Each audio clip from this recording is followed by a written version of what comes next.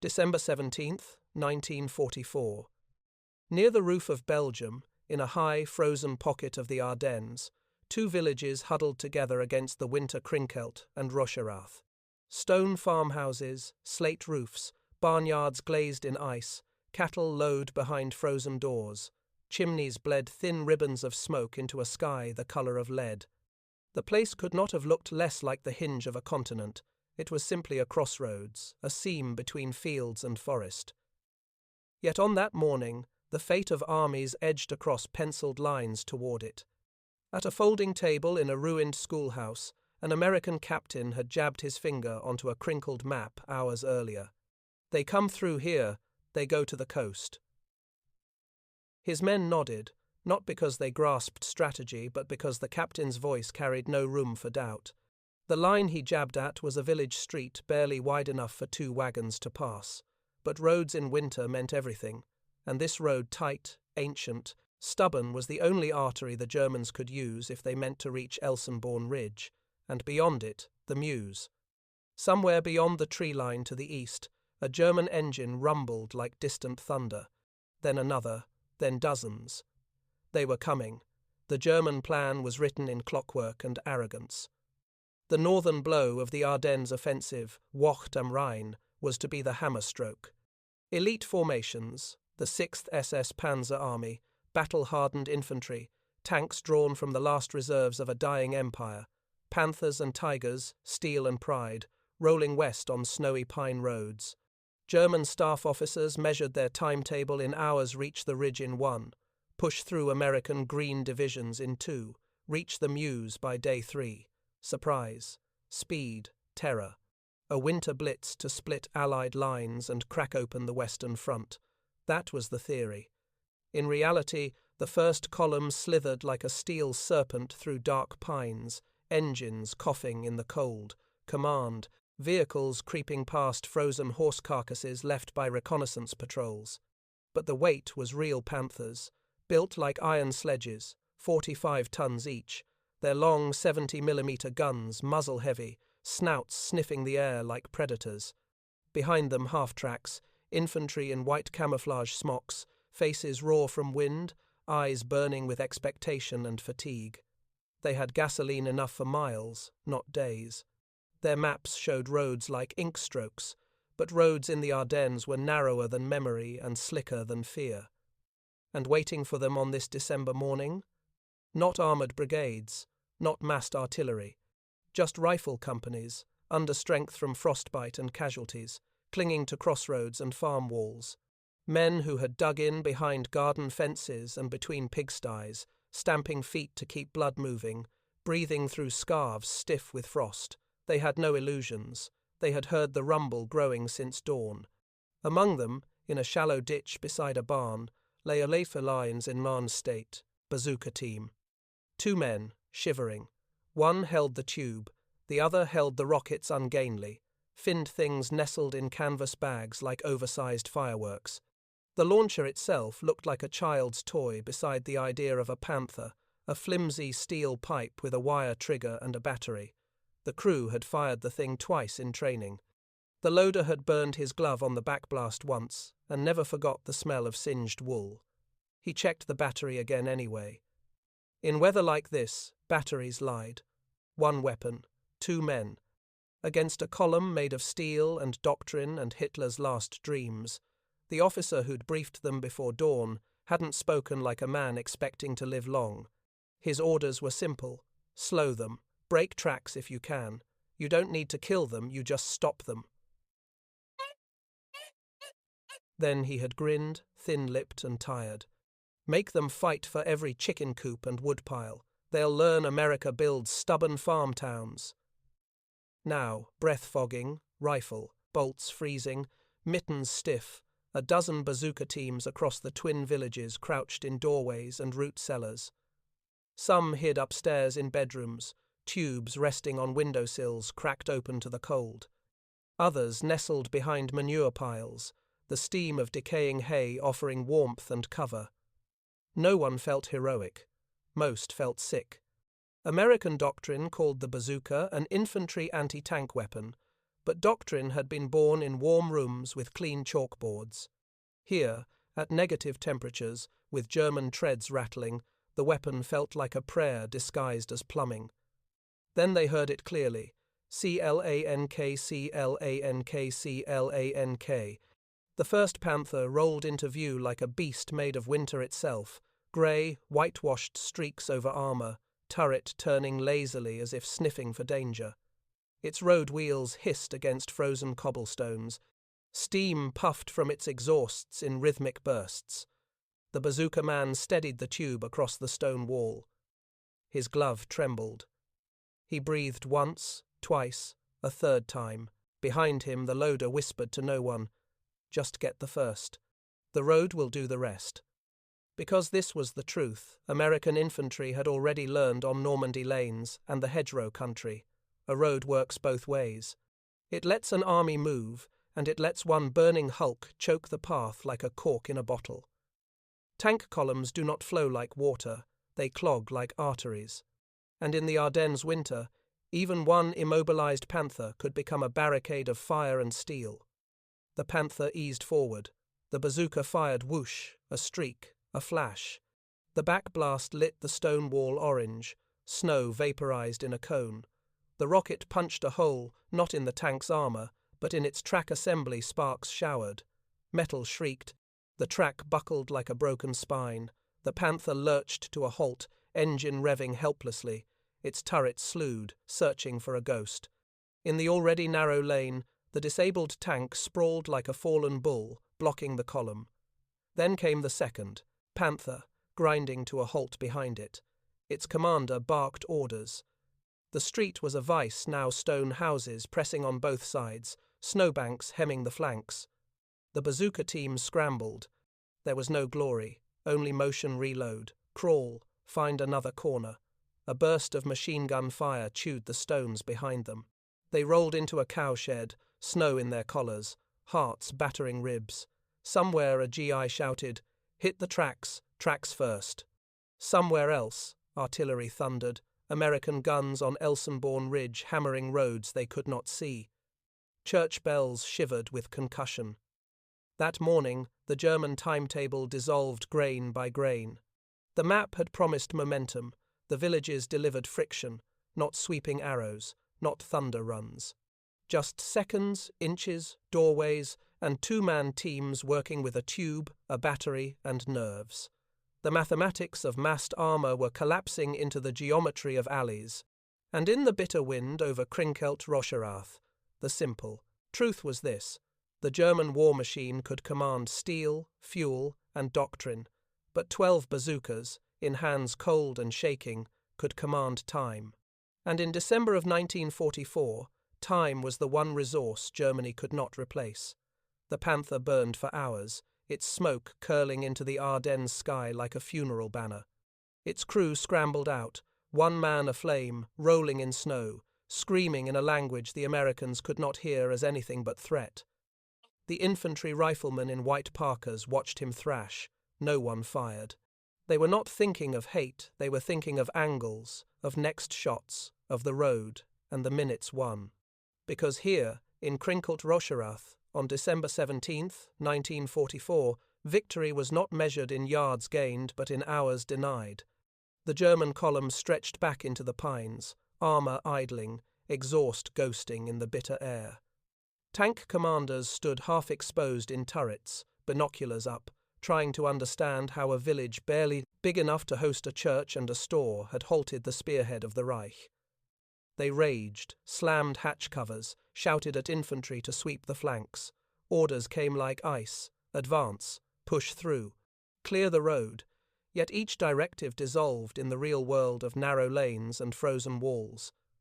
A Panther cannot turn inside a farmhouse courtyard. It cannot wheel gracefully between pig sheds. It is a continent cruising down a hallway. American sergeants knew this. They pressed their squads deeper into doorways, crawling behind woodpiles, climbing stairs to bedrooms where lace curtains still hung over shattered glass. The soldiers' breath turned to frost on wool collars. Their fingers cracked inside gloves. They knew armour when it breathed near you, felt tanks before you saw them, a vibration in the bones. The bazooka was ready again, battery checked twice. Rocket fins tapped once for luck. In a cellar beneath a cobbled street, Private Harold Kline pressed his back to a barrel of pickled cabbage, clutching his launcher as though it were a relic. His loader, Private First Class Emilio Vargas, prayed under his breath not for life, but for steadiness. Vargas had been a butcher before the war, a man who knew what cutting meant. He did not believe in clean battles. "Tracks first," Kline whispered. "Always tracks." That was their catechism. Outside, German grenadiers advanced, hunched shapes in white cloaks, rifles at the ready. The Americans held. One Browning automatic rifle spoke from an attic window, a 30-round burst, shredding drywall and silence. The Germans ducked, a mortar thumped. Shrapnel chewed roof tiles, tin pails, a child's sled forgotten near a garden gate. The bazooka flared again. Whoosh, impact, sparks and shrieking steel. A second Panthers track clattered free, a heavy chain unzipped from wheels. The tank lurched sideways, nose grinding against a stone wall. The street pinched. A third Panther halted, hissing steam, turret, swinging like an angry head searching for prey. A tank crew fired blindly into houses. Wood exploded. Plaster snowed down. A family photo fluttered from a wall. A farmer, his wife, 2 blonde children. War had come to their hearth, not as flags and speeches, but as concussion and dust. Inside that room, Sergeant Frank Red Dempsey dragged his BAR man away from splintering windows. "They can't hit what keeps moving," he muttered. "We don't give them stillness. Stillness kills." Red had fought in Tunisia, Sicily, Normandy. He had learned one truth: tanks feared infantry who refused to freeze. Germans rushed a yard, slipping on ice, shouting, "Hand granite!" An American rifle grenade answered, tumbling through smoke, detonating in a white blossom. Screams again. Blood soaked into snow like spilled ink. The Panthers' cannon fired, a wall evaporated. A cowbell jingled absurdly as a barn roof collapsed. Soldiers ducked behind churned manure and laughed a short, humorless bark, because laughter, too, can be defiance. And always the sound of distant American guns from Elsenborn Ridge, steady, grinding, methodical. They were not roaring glory. They were buying time. Shells arced overhead like clock pendulums, marking minutes of German frustration. A lieutenant crawled into the cellar with Kline and Vargas, face smeared with soot. "2 more rockets left?" he asked. "3," Vargas answered. "Plus prayer." The lieutenant nodded, voice shaking from cold and adrenaline. "Make each one worth an hour." American High Command had not expected this village to hold. Ammunition was thin. Men were exhausted. There was no grand plan here, only grit and geometry. Block the road, force the enemy to fight house to house, turn superiority into confinement. Outside, a Panther engine revved furiously metal, trying to roar downwill. Its turret elevated. The coaxial machine gun raked windows. Civilians crouched in cellars, covering infants' ears. Dogs howled. Then, through swirling powder, German infantry tried again. They advanced over churned snow, stepping past their own wounded. They shouted "Vorwärts," because they believed tanks always won fights like this. They did not understand yet. American infantry here did not need to destroy the column, only to deny it movement, to turn steel strength into immobile mass, to transform Panthers into monuments. Bazooka tube up again, weight cold on shoulder, breath steam, contact in the scope. "Send it," Vargas murmured. Whoosh. A Panther's sprocket wheel shattered. The beast sagged, crippled, nose in the gutter like a dead draft horse. Its commander beat the turret hatch with his fist. 3 Panthers disabled in a single Belgian lane. 1 American tube, 2 men, 1 frozen ditch. Not victory. Not yet, but progress in minutes, not miles. And as the snow thickened, as evening light thinned into iron dusk, a thought passed like electricity through American lines.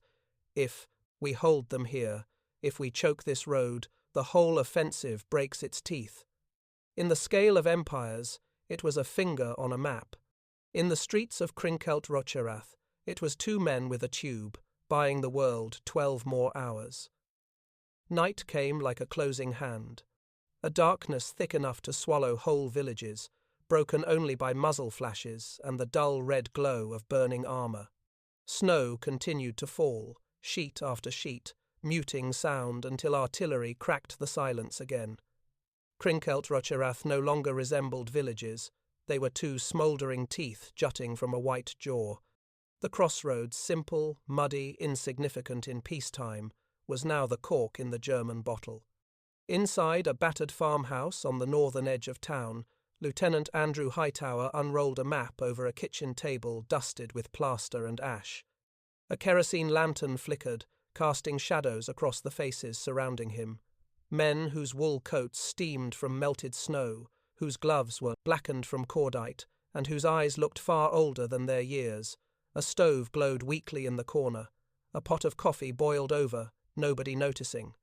"Our job," Hightower said, voice raw, "is not to kill them all. It's to make them fight here instead of anywhere else." He tapped the map. A single pencil mark traced a road lined by small squares, houses, farms, stables. "This road stays blocked. They don't break through. Every hour we hold, 3rd Armored builds strength. Every Panther stuck in this village is 1 less on Elsenborn Ridge." The men nodded. They were past fear now, past doubt, past the question, why us?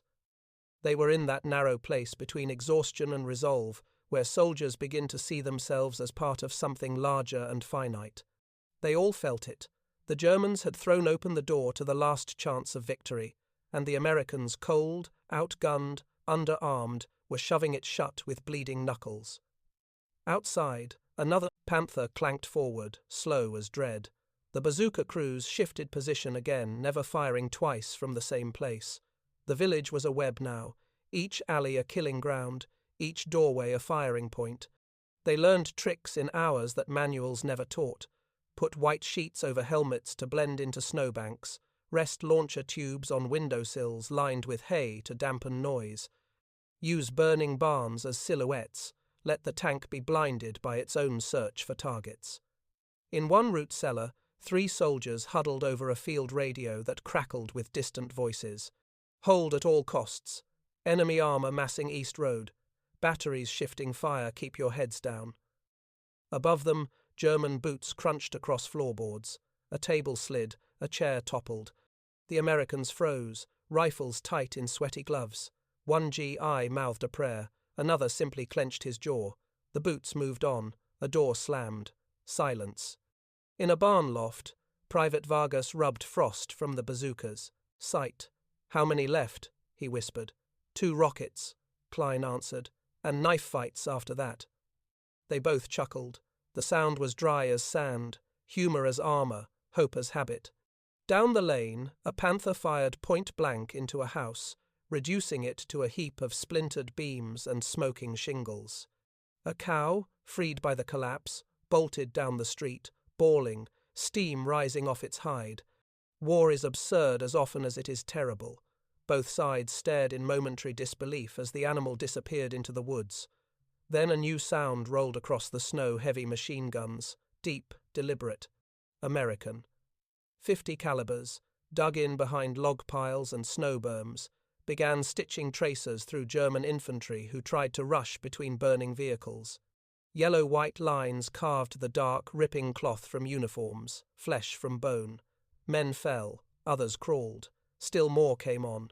German discipline was iron, American stubbornness was granite. At the church, Sergeant Dempsey and his squad unloaded rifle grenades, firing into shadows where German squads regrouped. When shrapnel came whirring back, one man fell screaming, leg nearly severed. They dragged him into the nave, laid him beside a marble statue whose face was chipped by bullets. Stained glass was gone, replaced by boards. Hymn books lay scattered among spent brass. "Medic!" someone called. A medic slid to his knees, hands already bloody. "Tourniquet! Morphine! Keep him awake," he whispered to the wounded man, voice gentle in chaos. "You're gonna see morning. Just hold on."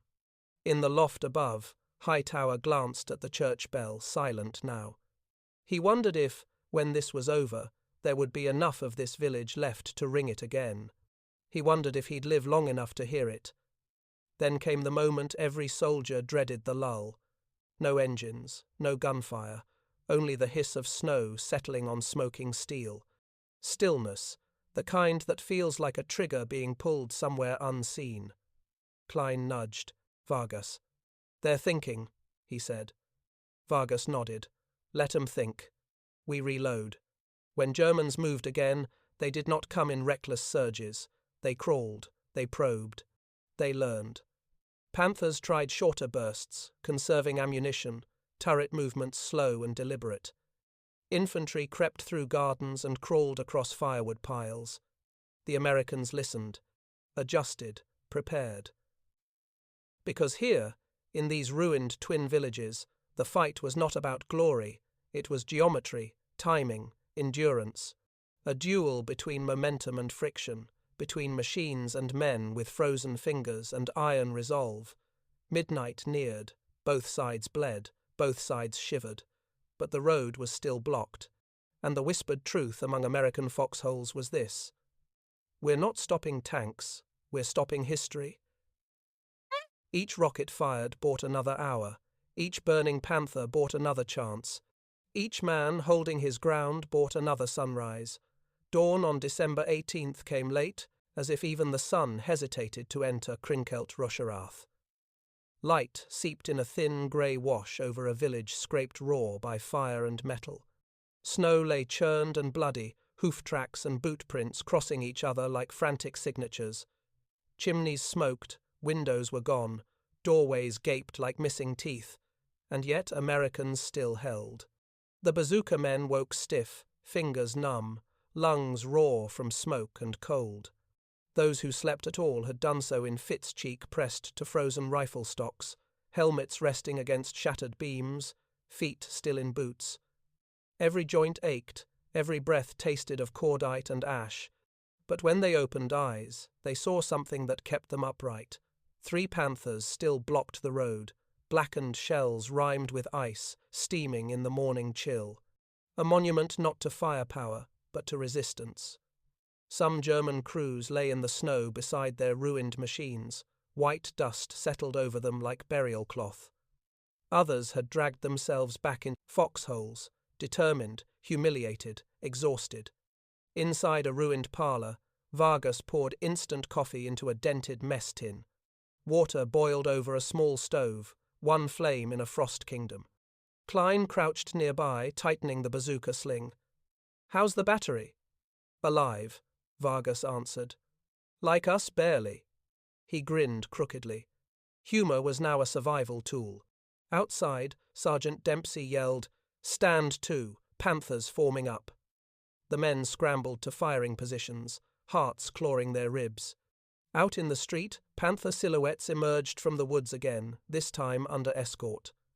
Engineers marched ahead, satchel charges across chests, Bangalore torpedoes slung like deadly staffs.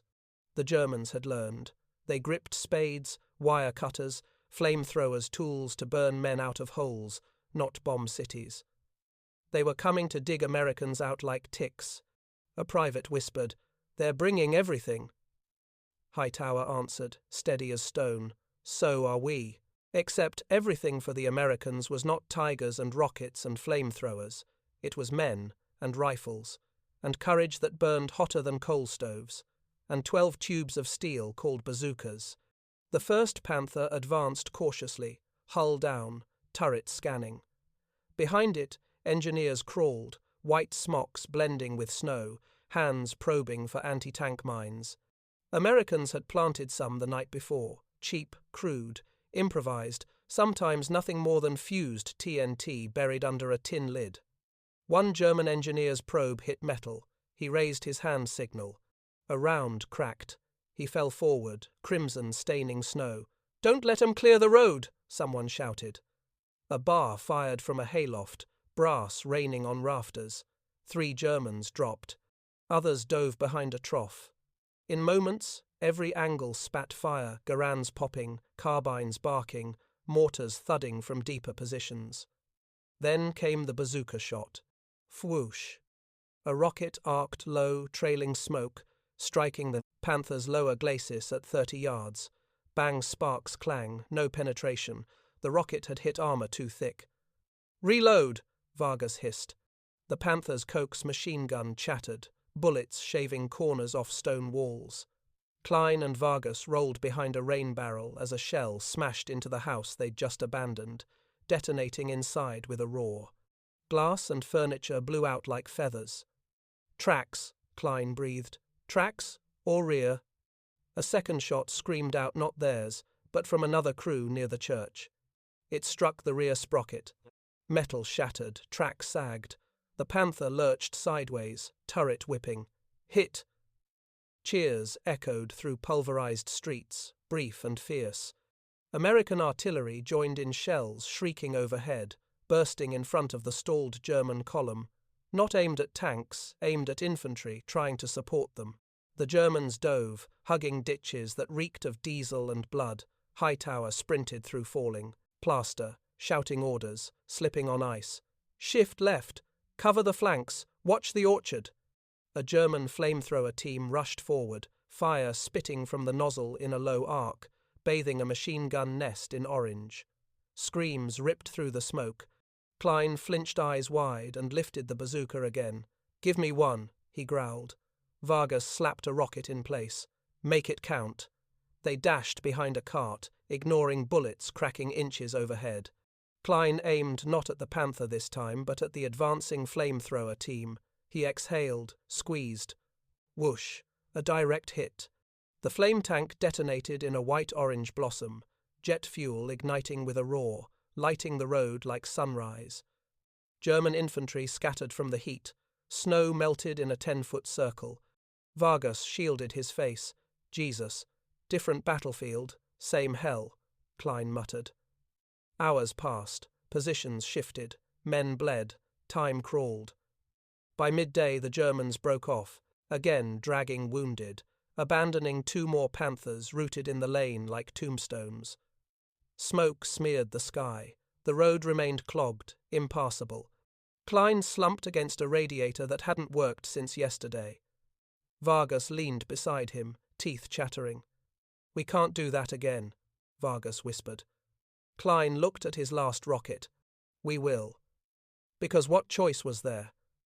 Across the village, similar vows were being made, not by speeches, not by flags, but by frostbitten men gripping empty rifles, waiting for the next tank and the next second bought. Hightower limped through the wreckage, touching shoulders, meeting eyes. "Hold. Reinforcements are moving. Just hold."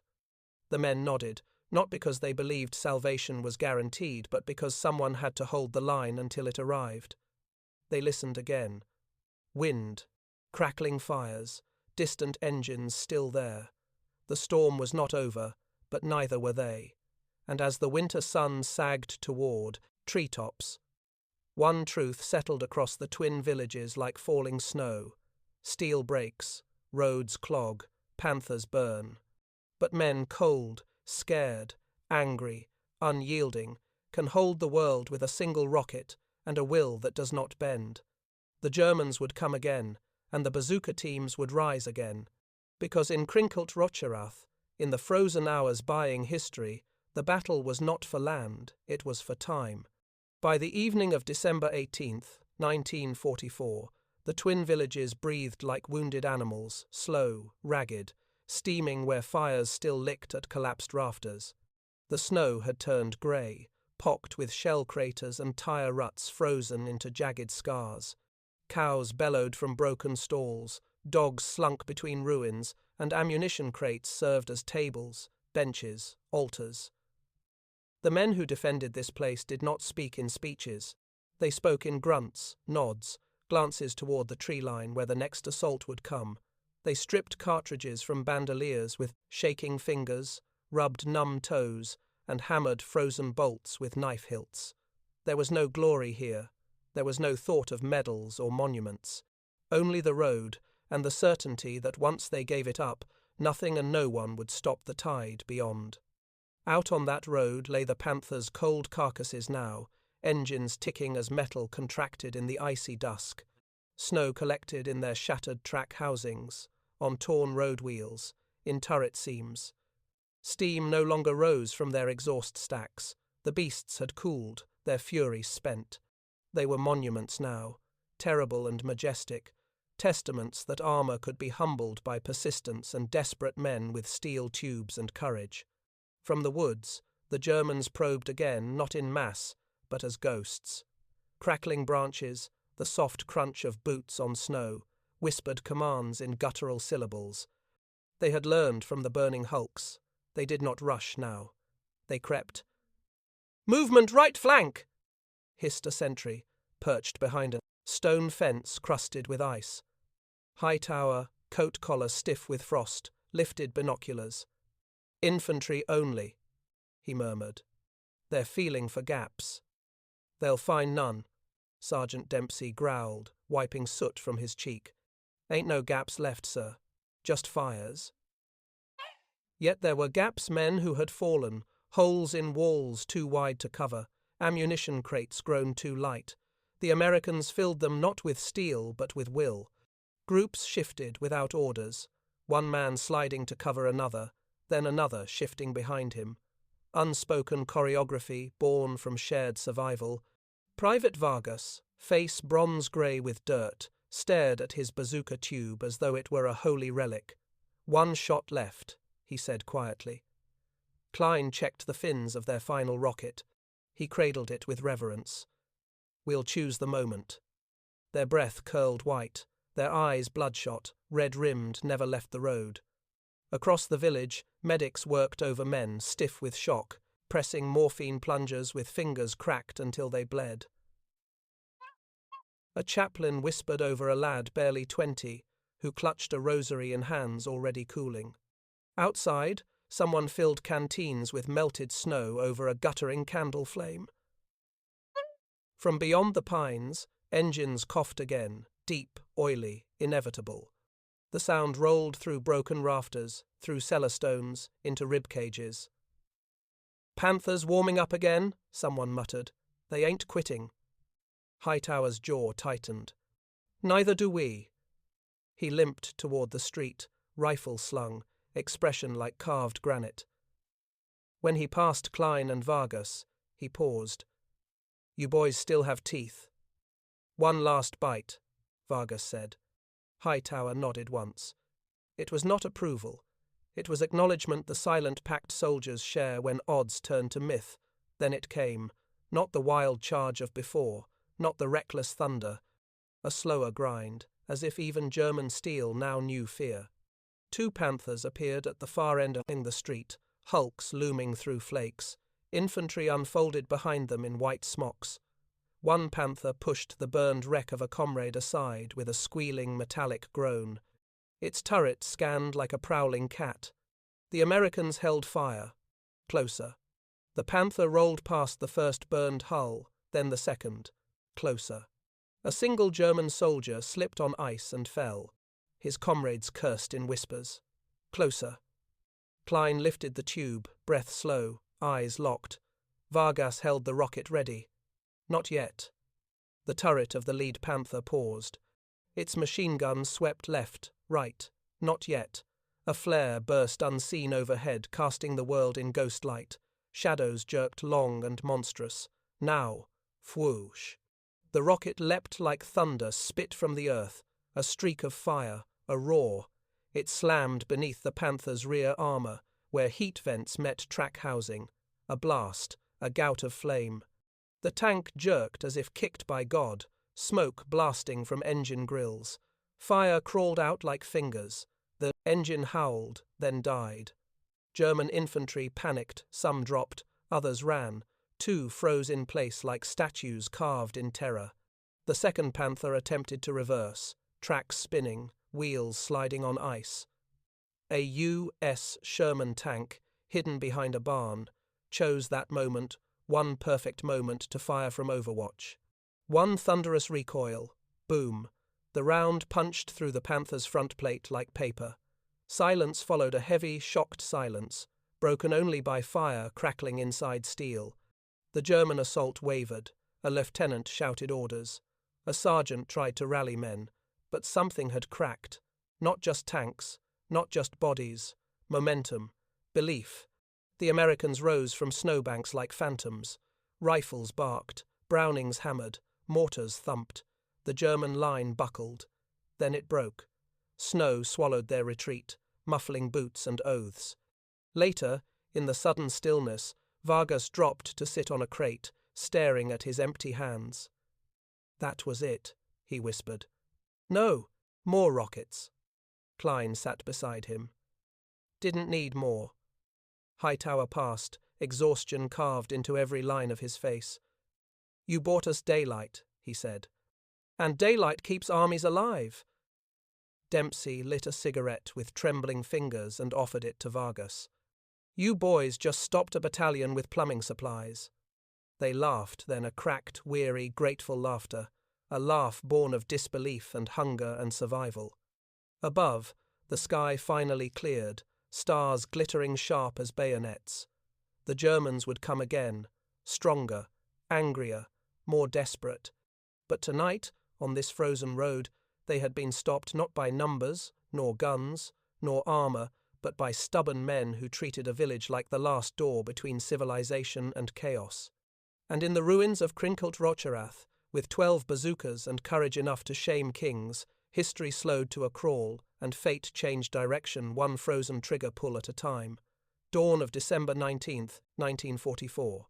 The snow came harder, wind carving it into jagged ridges along the walls of Krinkelt and Rocherath. The world shrank into white blur and smoke. Visibility 40 yards at best. To soldiers who had not slept in 2 days, the storm seemed designed by fate itself, a shield and a curse. American boots crunched through frozen slush, patrols shifting like wary ghosts between shattered barns. Shutters flapped in the wind, roof beams creaked under snow, fires burned low in stoves fed with broken chair legs and window trim. Sparks drifted like fireflies into dark corners. And here, in this winter throat of Belgium, the order passed quietly, from man to man, trench to cellar, foxhole to doorway. Hold until relieved. For soldiers of the 99th Infantry Division, the words meant 2 things at once. We are not done. Help is coming. But relief in war was measured in miles, hours, and blood. No one knew if relief existed except on paper and prayer. Private Harold Kline rubbed frozen stubble, leaning against what used to be a baker's shop. A cracked sign still hung above him. Brot and milch, bread and milk, innocence in wood grain. Beside him, Vargas slept sitting up, chin on chest, arms wrapped around the empty bazooka tube. Snow dusted his helmet. He looked like a statue, carved by exhaustion. Kline nudged him gently. "Wake up! You snore loud enough to draw artillery." Vargas blinked, confused. "Dreamed we had rockets again." "Dreams are free," Kline muttered. "Ammo's not." Their last rocket was gone. Their launcher felt like a relic, holy, useless, both. Yet they still kept it close, as if weight alone could stop steel. Nearby, Sergeant Dempsey knelt over a map spread on the hood of a frozen jeep. Steam rose from his breath like a locomotive. "We're shifting North Street barricades," he said, voice flat from fatigue. Engineers rigged charges, last-ditch line. Hightower nodded, face grey with cold and strain. "Good. When they hit again." "Not if," Dempsey corrected softly. "When." He didn't finish the thought. He didn't need to. In the distance, through snow-thick air, a German bugle sounded. Melancholic, eerie, too civilized for this primal struggle, it faded. Then deep hum engines again, heavy ones, Panthers warming in tree lines, preparing to surge once more. Vargas's teeth chattered not from cold this time. "We used up everything we had." Kline's answer was quiet steel. "Then we use what we don't." The assault came not in thunder this time, but in whispers. German infantry probed silently through gardens and hedgerows. Figures in snow capes climbed over rubble with rifles low.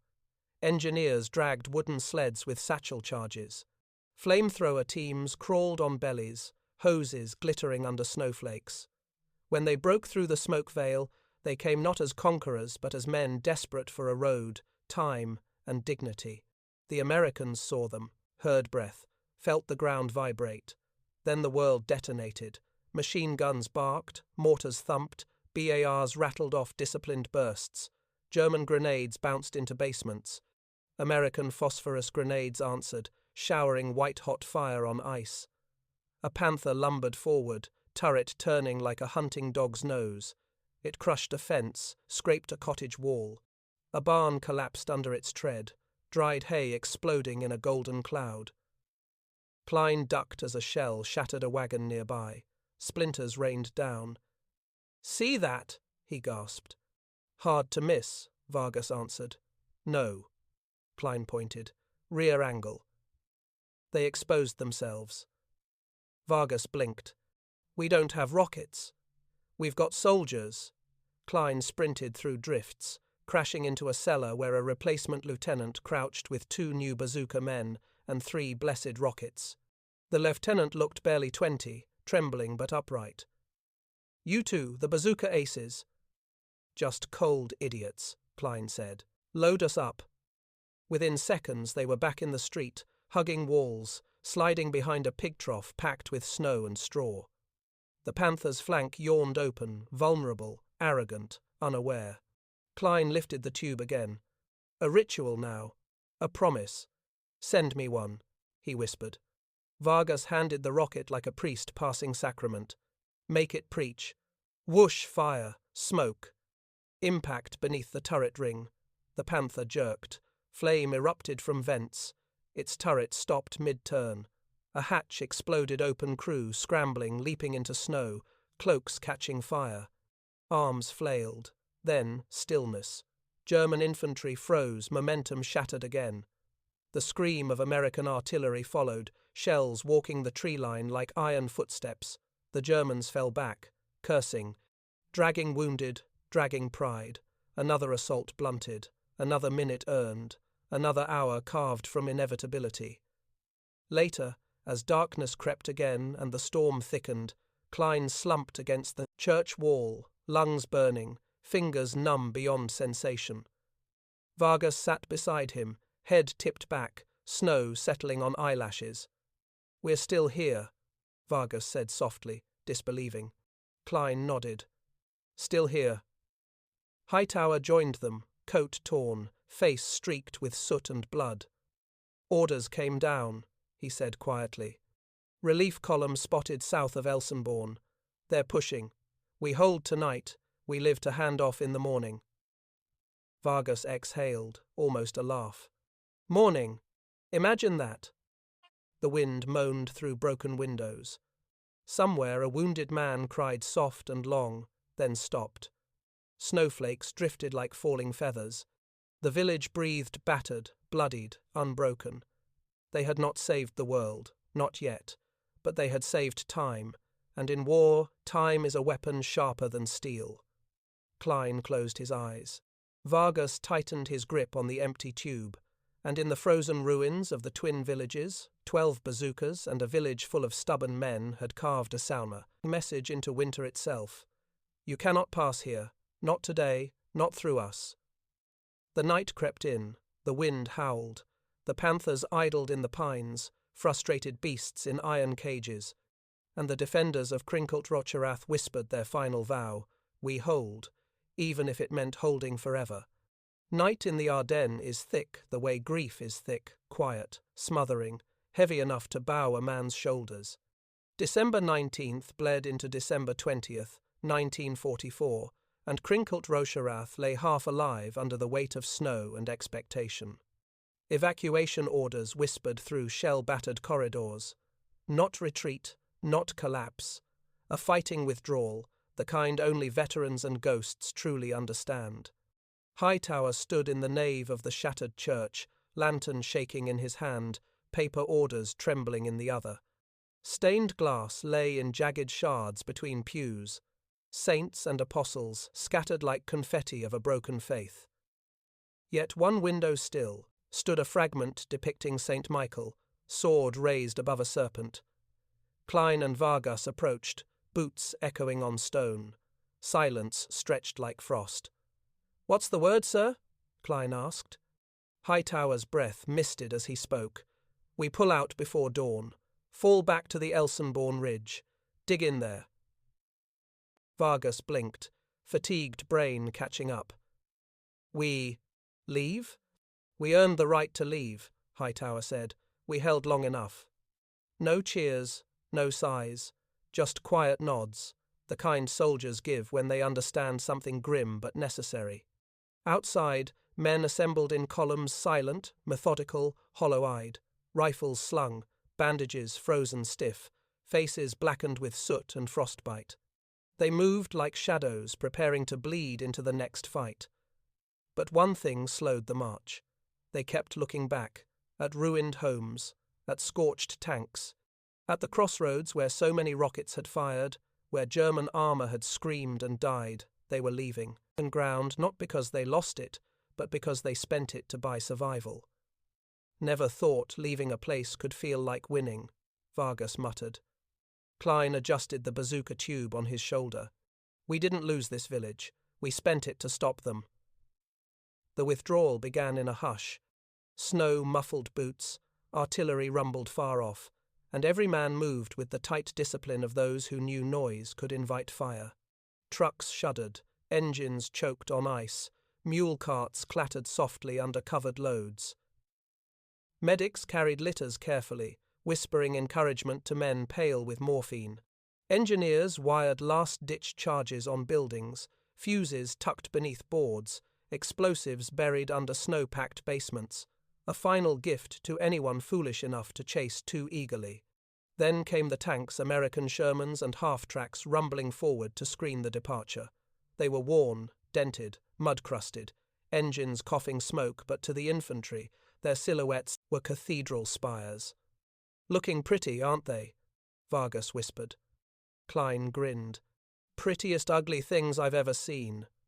A priest walked the line, offering blessings, Bible in one hand, snow-dusted helmet in the other. He paused before Kline and Vargas, voice soft but certain. "You boys carried fire through the valley. The Lord doesn't forget such men." Vargas chuckled. "Hope he remembers us in the morning. I'd like breakfast that isn't ice." As the column moved out, distant rumbling echoed from the trees, the Panthers warming again, armor gods refusing surrender. Kline could almost feel the vibration through his ribs. "Think they'll follow?" Vargas asked. "They'll try," Kline replied. "But the ridge is ours now," Hightower added, overhearing. "They'll break their teeth there." The path wound past foxholes full of shell casings and ration tins, past barns burning low, past wrecked Panthers now ghost pale under snowfall. Smoke curled from turret seams like dying breath. Kline stopped, placing a gloved hand on the scorched steel of one. "Bet you thought you'd make it to Paris," he murmured. Vargas touched the track. "Bet we thought the same," Kline smirked. "Difference is we still might." Halfway to the ridge, they passed fresh troops, marching the opposite direction, new units, rested faces under clean helmets, weapons oiled and ready. The replacements looked tight-jawed, nervous, eyes darting at the weary men trudging past. One young private stared at Kline and Vargas, their uniforms torn, their boots wrapped in burlap, bazooka scarred black, helmets rimmed with frost. "You guys were down there?" he stammered. Kline nodded. "Still are. We just get to fight again tomorrow instead of tonight." The kid swallowed. His voice cracked. "Is it bad?" Vargas patted him on the shoulder, gentle as winter falling on leaves. "It's hell, but hell can bleed." Another column of fresh armor rolled by Shermans towing ammo sleds, priests loaded with shells, tank destroyers growling low. The veterans stepped aside, watching them like tired parents watching grown children take up the family burden. The Bastogne road behind them glowed dim with firelight. Ahead, Elsenborn Ridge loomed black, iron-ribbed, unyielding. A fortress built not from stone, but from time and blood and stubbornness. Sunrise found them digging new positions, pickaxes breaking frozen earth. Men hummed through split lips, cursed through numb teeth, joked without smiling. And when the first shells fell on Krinkelt and Rocherath behind them, German artillery pounding empty trenches and booby-trapped ruins, the defenders looked back only once, not with regret, with pride. The villages they left had not been abandoned. They had been won and then spent, like coin, in the greatest gamble mankind ever devised. Hightower planted the tube of the bazooka upright in the snow, like a banner. Kline and Vargas stood beside it, steam rising from their bodies in the morning freeze. "We're still here," Vargas whispered. "For now," Kline answered. "For as long as needed," Hightower finished. Above them, Elsenborn Ridge waited cold, high, unforgiving. The next battlefield, the next stand. They had held the impossible line, now they would build the next one. And somewhere behind the clouds, history paused to mark their place. Not heroes in shining armor, not marble statues or myth-sung saints. Just men, frozen and filthy, holding a steel tube that had changed the course of an army. 12 bazookas, a road, a ridge, and the belief that some places must be held not for glory or land, but simply so the world does not fall. Dawn on Elsenborn Ridge came without light. Just a dull glow behind iron clouds, the kind of winter morning that did not rise so much as creak into existence. Snowflakes drifted sideways in a wind sharp enough to shave bone, and the horizon flickered with distant artillery like the sky itself was grinding stone. The men of the bazooka teams huddled in foxholes scraped from frozen ground, steaming breath mingling with cordite ghosts. Kline rubbed his hands, stiff and raw inside wool that had long since surrendered to moisture. Vargas gnawed on a frozen K-ration biscuit, jaw working like a machine in need of grease. Hightower studied the tree line below with binoculars, scanning for the first dark silhouettes of the next wave. They were alive. They had held. Now came the weight of knowing they would have to do it again. Behind them, supply trucks rumbled, chains clinking on tires. Engineers hammered stakes. Artillery batteries set their trails and elevated tubes. A battalion of field guns arranged itself like a choir preparing its hymn. "We traded a village," Vargas murmured through chattering teeth. "For a mountain. Better trade," Kline answered. "Villages burn, mountains don't." Hightower lowered. The glasses. "Mountains bleed," he said quietly. "Seen it in Italy." They didn't argue. Some truths don't need debate. A medic trudged by, snow crusting his helmet. He stopped, eyeing the bazooka tube resting in the trench like a relic. "You boys planning to carry that thing everywhere?" he smirked. Kline shrugged. "Figure it's saved us more than once. Might as well keep it close." The medic chuckled. "You treat it better than some folks treat their wives." "It kicks less," Vargas muttered. Soon, the ridge came alive. Infantry units layered like sediment up the slope, tank destroyers dug in with only barrels visible, telephone wire strung like spider silk through snow-bent pine. A major briefed officers in a half-collapsed barn, voice grave but not panicked. "They'll come again," he said. "Armor may be infantry first to probe us, but they'll come." Someone asked how long they had to hold. "As long as necessary." No one laughed. That was the job. Around midday, the wind died, and sound rushed into the void. It left boots trampling crusted snow, engines idling, axes biting frozen timber, distant groans of wounded men being carried rearward. A chaplain knelt by one such stretcher, whispering last rites. The soldier on it did not respond. His tags jingled when the litter-bearers lifted him again, a tiny sound swallowed by the white world. Kline watched, face tight. "You ever think," Vargas asked, "that we were supposed to be in Japan right now? Warm beaches, palm trees, swimming. Instead, we're fighting pine trees in hell's icebox." Kline snorted softly. "You don't swim in the Pacific. You rot or drown." A pause. "We're alive here," he added. "That's more than you can count on anywhere else." "Alive is overrated." Vargas grinned, though his eyes were tired. "No," Hightower said. "Alive is earned." Near evening, A truck skidded to a stop, tailgate dropping with a bang. Ammunition crates and fuel cans spilled out, followed by a sergeant barking orders. A GI jumped down, carrying a metal urn steaming like a little miracle. "Coffee!" he yelled. "Hot sorter. Drink it before it freezes into a weapon." Men lined up, tin cups clinking. Kline and Vargas shuffled in, feeling heat through imagination more than reality. "Think the Krauts got coffee?" Vargas asked. "They've got Panthers," Kline replied. "They don't need coffee." "Yeah, well," Vargas muttered, blowing into his tin. "I'll take caffeine over 70 tons of problems any day." Near sunset, distant engines rumbled from the forest below. Not trucks, not jeeps, tanks. The line stiffened, rifles primed, bazooka rockets checked, mortarmen hunched over tubes, lanyards ready. A machine gun crew scraped frost off their sights. "Showtime," Vargas whispered. "No," Hightower corrected softly. "This is curtain call. Showtime was the villages." Shapes appeared, and through the trees. Except this time, they did not roll forward in arrogant columns. They halted. For a long moment, the ridge held its breath. Then a single German tank reversed slowly, disappearing back into the woods. Others followed. The rumble faded. Snow reclaimed the silence. "What the hell was that?" Vargas whispered. "Scout force," Hightower said. "They saw our guns. They don't want another Krinkelt." A strange sound rippled through the line. Not a cheer, not relief. More like disbelief that fate had blinked. "We scared 'em," Kline said in quiet awe. "No," Hightower replied. "We taught them." Night returned.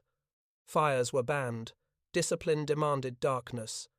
The ridge hummed with the quiet rhythm of men settling into another brutal watch. Someone began humming a Christmas hymn under his breath, thin, wavering but determined. After a while, Vargas spoke, voice soft as snow on pine. "When this is over, first thing I'm doing is finding a chair that isn't frozen." Kline nodded. "I'll find a bed." Hightower looked toward the black tree line. "I'll find the next battle," he said. They stared at him. He met their gaze, calm and honest. "Somebody has to." Kline put a hand on the bazooka tube, patting it like an old dog. "We'll go with you," he said. "Reckon the world's not finished kneading fools with rockets." Hightower smiled, a rare, tired, human smile. "We won today," he said. "Not because we killed tanks, because we made them think twice. That's all war is, isn't it?" Vargas replied, making the other guy hesitate, and being willing to die when he doesn't. Kline added. Wind picked up again, brushing snow over steel, cloth, and scars. But beneath it, the ridge stood unbroken, a frozen spine of defiance. Tomorrow would come, tanks would return, men would fall. The line would bend and scream and bleed. But tonight? Tonight the world was still held up by tired hands, frozen breath, and a single whispered truth. They had faced the hammer of an empire, and were still here to see the snow fall. The bazooka rested in the crook of the trench, silent and cold. A talisman, a promise, a reminder. Sometimes it does not take an army to halt one. Sometimes it takes 12 tubes, 2 steady hands, and a refusal to break. And in the quiet, as night swallowed the forest, a phrase passed from man to man, low as prayer. "They will come. So will we."